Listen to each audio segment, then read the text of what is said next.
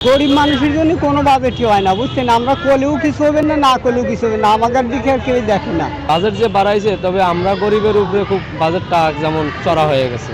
আয় তুলনা থেকে এখন ব্যয় বেশি আমাদের। গরিব মানুষের জন্য কোনো বাজেটই হয় না, বুঝছেন। আমরা করলেও কিছু হবে না, না করলেও কিছু হবে না, আমাদের দিকে আর কেউ দেখে না। আমাদের যে রিক্সা চালায় খাতে এটাই দেখতে হবে, বুঝছেন।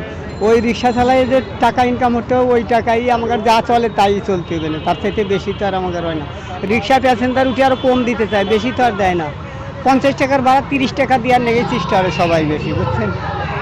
আবার 100 টাকার ভাড়ায় 50 টাকা 60 টাকা এখন হয়ে গেছে। সরকার কি আমার কাছে শুনবি? সরকার তো আমার কথা মানবি না, তার যাই তো চলতি তো কষ্টই হয়।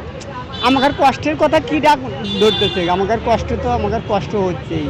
কে কি আমাদের দিচ্ছে না তো, আমরা বললেও দিচ্ছে না, না বললেও দিচ্ছে না। আমাদের এই নির্যাতন চোখ বুঝে মানে নিতে হবে, বুঝছেন।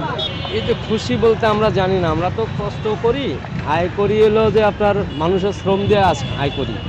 তো এটা বাজেট যে বাড়াইছে, তবে আমরা গরিবের উপরে খুব বাজেটটা যেমন চড়া হয়ে গেছে।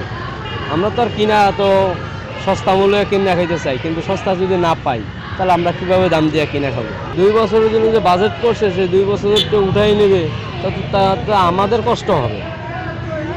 এখানে তো আমাদের কষ্ট হয়, বাজেট বাড়ালে তো আমরা গরিব যারা আছে তাদের কষ্ট হয়।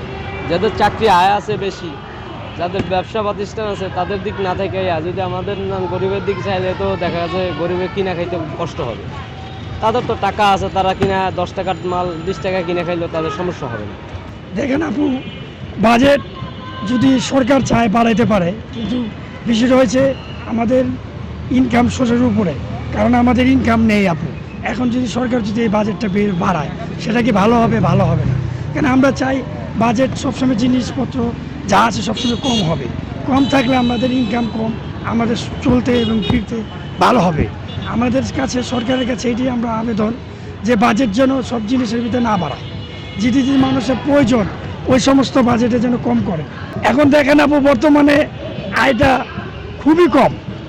আজ থেকে আরও 5 বছরে আয় ছিল, ভালো ছিল, কিন্তু এখন আপনার আয় কম। কারণ আয় এই কারণে কম, ফুটপাতের ভিতরে আপনার ব্যবসা বাণিজ্য এখন টোটালি নাই। ফুটপাত এখন বসতে দেয় না, সেখান থেকে আপনি উঠে দেয়। এখন এই জন্য আমাদের আয় খুবই কম। আয় তুলনা থেকে এখন ব্যয় বেশি আমাদের। অবশ্যই চলতে কষ্ট হচ্ছে। সরকারের কাছে আমাদের দাবি যে নিত্যপণ্য যে সমস্ত জিনিস আছে এটি যেন দাম কমায়, এটি আমাদের দাবি। ওই একটা ব্যবসাপতি, একটা শিল্পপতির সাথে ট্যাক্স বসাইয়া যদি আমাদের দামও বাড়ায় দেয়, তাহলে আমরা কিভাবে চলবো? একটা চাকরিজীবী বেতন পায় 80,000 টাকা, আমাদের মাসে বেতন হয় না 20,000, তাহলে আমরা কিভাবে চলবো? সরকার তো বাজেট ওই হিসেবেই দেখা যায় করতেছে যে দেশে লোক সচ্ছল আছে, কিন্তু সচ্ছল কয়জন? আমরা দিন মজুরিটা সচ্ছল নাই, আমাদের টাকা পয়সা তো আর বৃদ্ধি নাই। তবে এই টাকার মধ্যে তো আমাদের চলা ছেলেপেলে নিয়ে অনেক কষ্টকর। এর লেগে আমরা সরকারকে বলবো যে গরিব যাতে ভালো মতো না চলতে পারে, ওই জিনিসটার পরে যাতে সরকার কোনো বাজেট না করে, তাইলে আমরা দেশের স্বাভাবিক জনগণ খুশি থাকবো।